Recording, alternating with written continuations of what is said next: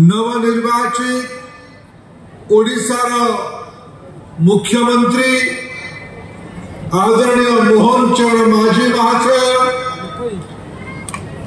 आम मंच उपस्थित थिबा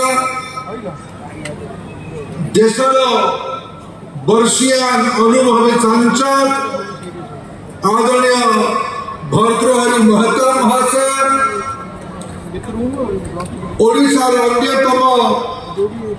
नेता लंबा समय संसद रे ओडिशा कथा को देशर कथा को उठाउथुवा अनुभवी सांसद आपण मानकर प्रिय वैजयंत पंडा महाशय ए अंचल लोकप्रिय विधायक मोर सन भाई आदरणीय शारदा प्रधान बुलू बाबू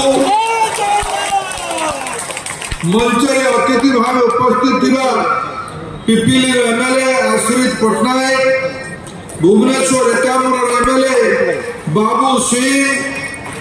महाकाल पड़ार विधायक दुर्गा प्रसन्न नायक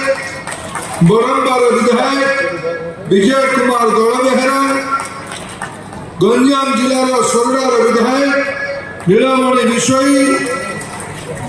नयागढ़ खंडपड़ार विधायक आदरणीय दुष्मंत स्वाई ये स्कूल पुरातन छात्र संसद उपदेष्टा देवेंद्र साहू ये विद्यालय प्रधान शिक्षयित्री आदरणीय श्रीमती कादम्बिनी मल्लिक मु